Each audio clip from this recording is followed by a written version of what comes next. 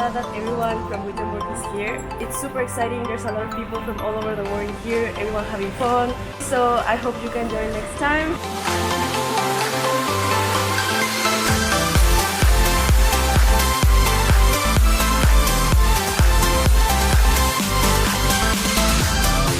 The thing that I like about the bowling night is that gathers a lot of students together so that you could socialize with them. So I'm really glad that we have such kind of events, and especially bowling is really fun.